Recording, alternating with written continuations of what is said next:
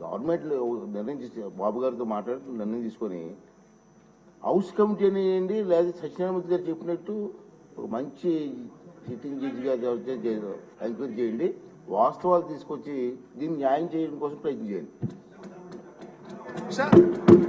అందుకే అధ్యక్ష land grabbing act ఒకటి మూవ్ చేస్తా ఉన్నాం. అలాగే ఈ 22A కూడా డిలీషన్స్ కానీ ఎవరైనా యాడ్ చేయాలన్నా కూడా తప్పకుండా దాని యొక్క హక్కులు కూడా మార్చే విధంగా కూడా మేము గౌరవ ముఖ్యమంత్రి గారు చర్చిస్తా ఉన్నాం. Thank you. వచ్చేద్దాం టైం. రెండో క్వశ్చన్ 1 hour అయింది. ప్లీజ్.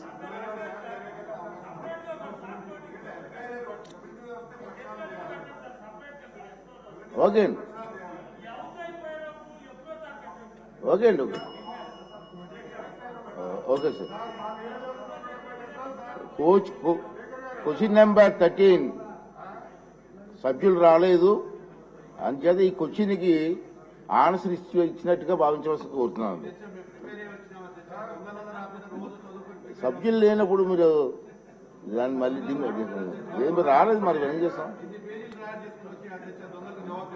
తర్వాత క్వశ్చన్ నెంబర్ 14 పర్యాటక శాఖ మంత్రులు.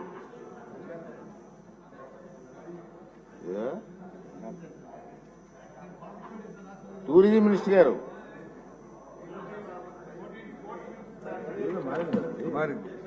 ఇది మారింది సార్, ఇది రవాణా శాఖ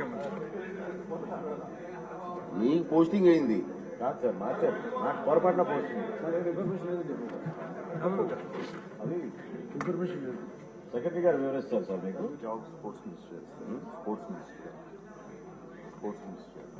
స్పోర్ట్స్ మినిస్టర్ గారు.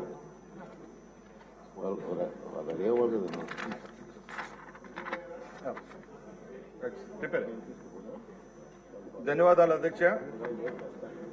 ఈ అవకాశాన్ని కల్పించిన రాయచోటి ప్రజానీకానికి, అలాగే పెద్దలు చంద్రబాబు నాయుడు గారికి, మా యువ నాయకులు లోకేష్ బాబు గారికి ధన్యవాదాలు తెలియజేసుకుంటూ ఈరోజు ప్రారంభిస్తున్న అధ్యక్ష. ఏ ప్రశ్నకు సమాధానం అవునండి, బ్రీ ప్రశ్నకు సమాధానం.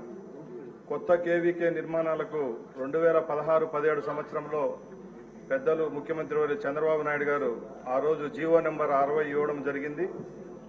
ఆ జీవో ప్రకారం రాష్ట్రంలో క్రీడా వికాస కేంద్రాలు, అలాగే మౌలిక వసతుల కోసం 313 కోట్లు కేటాయించడం జరిగింది అధ్యక్ష. దానిలో భాగంగానే విజయనగరంలో మౌలిక వసతులు, అకాడమిక్ లైబ్రరీ, అలాగే క్వార్టర్స్, సిబ్బంది కోసం 20 కోట్లు కేటాయించడం జరిగింది అధ్యక్ష. జగన్మోహన్ రెడ్డి గారు ముఖ్యమంత్రి అయిన తర్వాత 29/5/2019 కొత్త జీవో తేవడం జరిగింది. ఆ జీవో ప్రకారం ఏవైతే గత ప్రభుత్వంలో కేటాయింపులు జరిగాయో అవన్నీ రద్దు చేస్తూ ఆయన చర్యలు తీసుకోవడం జరిగింది. దానిలో భాగంగానే ఏవైతే స్పోర్ట్స్కి సంబంధించిన మౌలిక వసతులలో టెండర్లు అయ్యి 20% కంటే తక్కువ కంప్లీట్ అయిన ప్రాజెక్టులన్నీ రద్దు చేయడం జరిగింది అధ్యక్ష. అలాగే దానిలో భాగంగానే విజయనగరం జిల్లాలో ఉన్న ఈ స్టేడియం మోడల్ స్కూళ్లు కూడా ఆపేయడం జరిగింది అధ్యక్ష. అలాగే అక్కడున్న పిల్లలు ఎవరైతే ఉంటారో వాళ్ళందరినీ కడప స్పోర్ట్స్ స్కూల్కు పంపడం జరిగింది అధ్యక్ష. ముఖ్యంగా జగన్మోహన్ రెడ్డి ఈ రాష్ట్రంలో ఏ విధంగా అన్ని వ్యవస్థలు నాశనం చేశాడో, ఎందరో మంది పేద విద్యార్థులు అలాగే క్రీడాకారుల యొక్క భవిష్యత్తును కూడా ప్రశ్నార్థకం చేస్తూ 2019 తర్వాత ఏవైతే క్రీడలకు సంబంధించి వ్యవస్థలు ఉన్నాయో అన్ని కూల్చివేయడం జరిగింది అధ్యక్ష. దానిలో భాగంగానే ఇక్కడ విజయనగరంలో ఉన్న విద్యార్థులను తీసుకొని పోయి కడప స్పోర్ట్స్ స్కూల్లో పెట్టడం జరిగింది అధ్యక్ష. అలాగే సిరి ప్రశ్నకు సమాధానం. శాశ్వత పాఠశాల భవనం లేకపోవడంతో మరియు బడ్జెట్ కేటాయించకపోవడంతో కారణంగా విజయనగరంలోని ఏబీ మోడల్ స్కూల్ 22-23 విద్యా సంవత్సరానికి సంబంధించిన విషయాన్ని క్లోజ్ చేయడం జరిగింది. అలాగే ముఖ్యంగా ఒకటే చెప్తున్నాం అధ్యక్ష, గతంలో ఎప్పుడూ లేని విధంగా క్రీడల పట్ల నిర్లక్ష్యం వహించడం జరిగింది. ఈ ప్రభుత్వంలో చంద్రబాబు నాయుడు గారు మొన్న జరిగిన బడ్జెట్లో కూడా 130 కోట్ల రూపాయల క్రీడలపై కేటాయించడం జరిగింది అధ్యక్ష.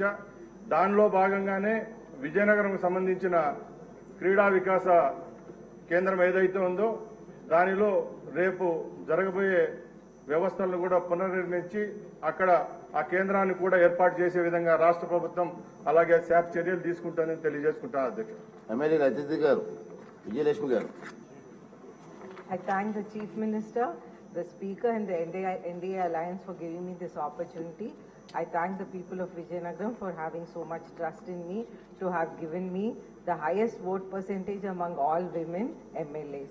I thank the Sports Minister for trying so hard to make every challenge from the every problem from the last government and convert it into a challenge to take sports for all forward and to also implement global sports.